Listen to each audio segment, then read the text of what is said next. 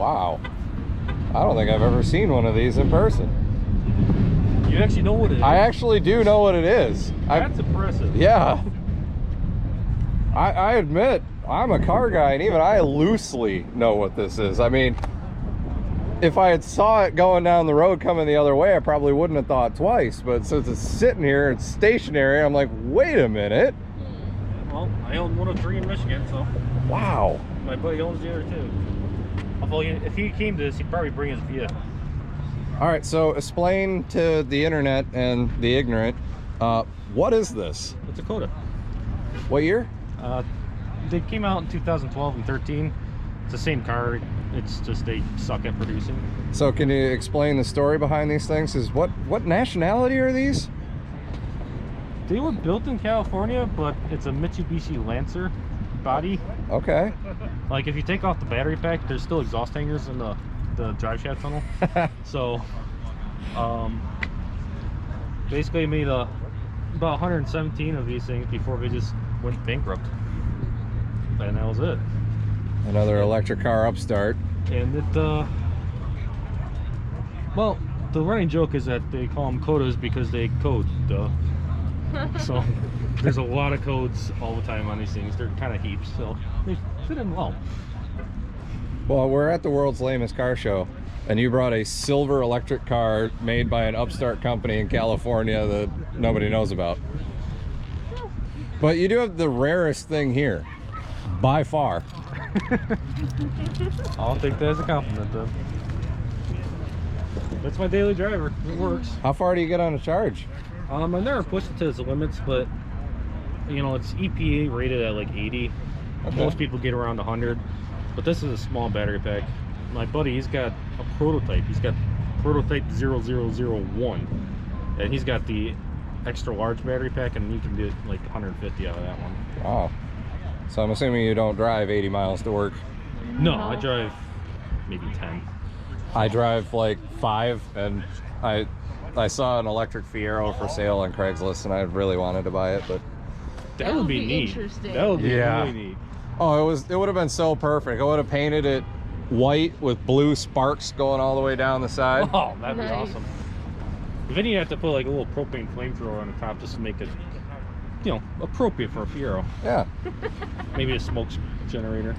I own 2 Fieros right now. Excuse me, sir. So you know exactly what I'm talking about. I know exactly what you're talking about. It's the 84s that caught fire. Listen, it's like, oh, it's gonna catch on fire, and it's only been on fire once, all right? Only once. So it's the Ferrari of Pontiac. Call one of mine the Trailer Park Lambo. Actually, if you go to YouTube and type in Trailer Park Lambo, you see it ripping around the mud track we have in the backyard. But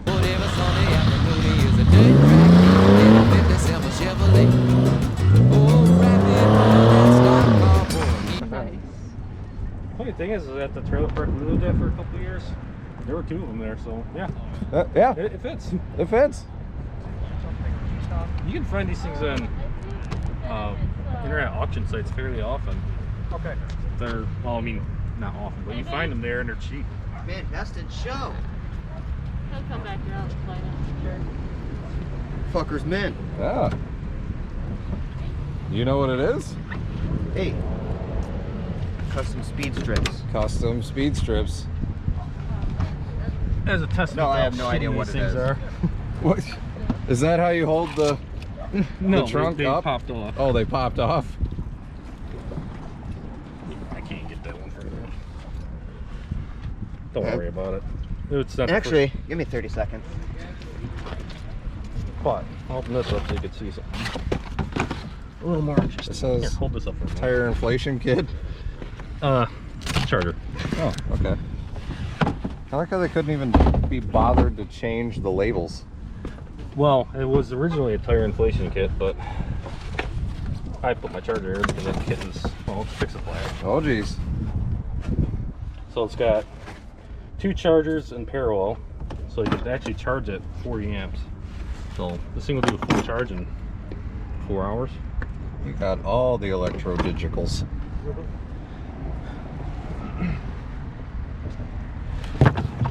It'll do a full charge in 4 hours off of 120? Oh, level 2. Level 2, all right. 240, all right. 120, probably a D. I mean, sounds like a Tesla. Oh, look at that. Camaraderie here at the world's lamest car show. Just like it's got to go in from the bottom. There's a little, now I see. Here, hold this. I got people fixing my car for me. I like it. Got it. Does it hold itself up? $29.95. Checks in the mail. Sweet.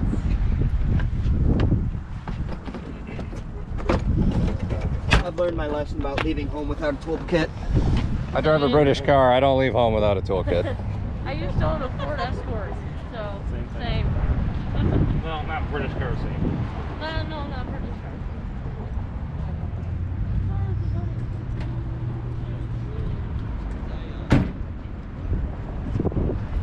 Well, cool. I'm glad you guys came. Same I'm gonna here. go keep wandering around. I gotta refilm my intro because I did it in time lapse like an idiot.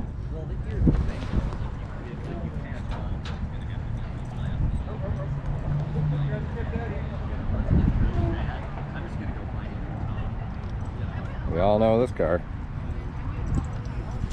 The lamest thing here.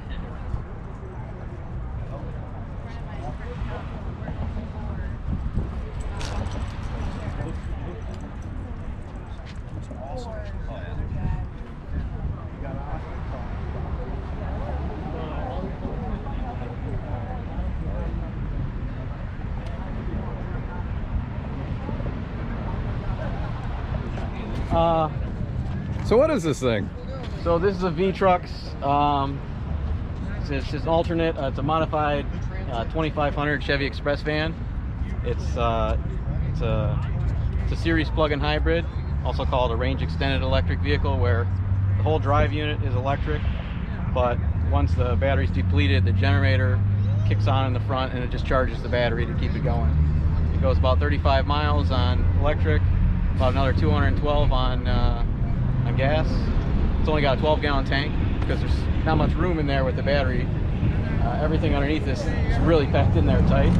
They only made 52 of these, and the retail was about $97,000. Damn. And as far as like electric vehicle features, the real coolest thing is that on the back quarter panel there's an outlet, and you can offboard 60 amps at 240 volts. Oh. To wherever you want. So like if you want to run a plasma cutter or a welder in the field, you can do that.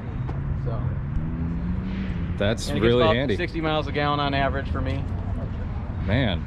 And this thing is no small vehicle either. It's absolutely massive. Yeah. So the generator is a 4.8 you know, like LS based engine. Can you pop the hood? Yeah. So most of it doesn't look too much different underneath the hood of what you'd expect to see out of a standard van, except for like electric air conditioning and stuff like that. That would not be underneath the hood. Okay, so looks, I mean, from what you can see in a van, what you can see in a van, there's just a LS based V8 down there, but behind that there's an electric motor, and then in the middle of the frame we got the battery, and then beyond that there's the drive motor, the gear reduction, and a little stubby drive shaft goes right to the axle. Wow, can you show us the plug over here? Yeah, so this is for offboarding. So when I go to the junkyard and want to plasma cut something, I can offboard 60 amps at 240. Wow. That is really convenient. But it can also suck down 60 amps on 240 when you're trying to charge. So if you can find a charging station that'll power that, I've actually seen it pull down 65 amps. So it would charge in an hour and 22 minutes. Wow. If you have that kind of power available. Have you ever pulled up to a charging station and had people look at you all funny because you're in a gigantic white van? I would hope so. I could only hope so. That's kind of like the big joke of it all. But you're good. No, I'm serious. Do you actually like use this for work, or do you just? Absolutely. I just went to the junkyard today and was buying stuff so I could fix it up and sell it. Like this, just like, you know, I wanted something that I could drive and just reduce my operating costs on a daily basis. So It was just the ideal vehicle for me for that. Move the most cargo or people or whatever at the lowest cost. This was the best answer. I'm never gonna do. Yeah, well, I mean, 60 miles a gallon, and it's a 2500 with 8 lug axles. Yeah, Yeah. She can handle some weight. I noticed you don't have a tow hitch though. Yeah, so Do they they didn't not? equip it with a tow hitch, but they also took out my spare tire because they put more electric components down Oh, I there. see the exhaust is right here. Yeah, they did modify the exhaust a lot. Yeah, well, because they had the battery. The battery's right in the middle there. I saw these on either side. Are these like recovery points? I bought this from a power company, so those were probably grounding straps. Oh, okay, all right. Lines. That would make sense. A power company would have this. Who else would need that besides Yeah. the power company? Yeah, exactly. Because they're out in the middle. I might, but like I can go charge Tim's Coda over here right off of this vehicle. So I can actually charge 2 of them at full speed because he only pulls 30 amps. Oh my God, that's hilarious. Yeah. The brakes are destroyed. Yeah, you'll need one. It'll probably not break on the tow dolly, but yeah, the brakes. Well, geez, thanks for showing it to me. I appreciate it. And it just runs off unleaded. It's not. You can't run off of ethanol blend. You know, okay. like the E85. Oh, that'd be, you know, total snob if you had the hybrid that also ran off E85. Right, you're right. You're like, I can be a real cheapskate at that point. Yeah. No, what would be a real cheapskate is if it was diesel and you were running it off of like the fry oil. Oh from yeah. the, Oh my gosh. That'd be, you know. Well, I mean, before I got into electric vehicles, I was all a snob into like making your car run on water and making your car, you know, have vaporized carburetors and stuff like that. All the other alternative mods for fuel economy. And if you could apply those techniques to the generator to make the generator be more efficient, then it would make a lot more sense as far as efficiency with something this size. But the problem with a lot of those technologies is they weren't dialed in to accelerate. So they would work good on a generator, but you couldn't just put like a vapor carb on a standard engine because it doesn't have a power valve, so you can't accelerate the engine. You know, that's cool, because yeah, I got it like a Triumph TR3. So if I could retune this engine, that would be the ideal thing, and dial in for a different fuel. Well, you'd have to have it set up like a Fisker, or now a Karma Rivero, whatever they call them now, where the engine will never power the wheels. It's only a generator. Well, that's all this is. Oh, that's how this is? Yeah, I mean, if you look underneath it, like there's just an electric motor and a stubby drive shaft. There's no connection between that engine and the rear. Okay, now I got it. Yeah. Come with me, folks. Actually, so you won't see anything but a huge battery right where you're at. Yep, But right if at you the look battery. But if you look over here, we have, that's the electric motor. Okay. And behind it, I got a battery, so there's nothing coming from the front to the rear. Oh yeah, there's So no I got an drive electric shaft motor there. here. I have a Borg-Warner E-gear drive, gear reduction, and this little like 16-inch stubby drive shaft right to my limited slip rear end. Wow. So yeah, that generator doesn't. Yeah, it doesn't come out. Doesn't Now, that? the drive motor and the generator are basically the exact same motor. So it's a 150 kilowatt continuous motor, which is basically comes back to, that's 200 horsepower. Okay. So it needs the V8 just to be able to Just to generate the run amount of power it's going to take to run it anyway. So they couldn't be like, oh, we'll put a a 3-liter Yeah, Ecotec 4-cylinder. Yeah. It's just not going to do it. Yeah. Oh, you're gonna roll out? Yeah, see, man. Well, you set up this show. Yeah. Are you gonna go through and pick like a Lamest car here, and then car that least deserves to be at the Lamest Car Show, and car that? Well, yeah, that's easy for the least deserved. I mean, that's definitely the Jeep. Okay, the Jeep definitely gets the least deserved. Yeah. What would you say is the lamest car here then? I don't know. There were a few lame ones that already rolled out. There's a few lame ones that couldn't make it because they broke down on the way here. Oh no! I mean, okay, come on. Is there anything lamer here than an Aries car, K? The K car is probably the you know, lamest car here. I like the Spitfire. It's pretty sweet with the Austin Powers bobblehead on the back. But it's not lame.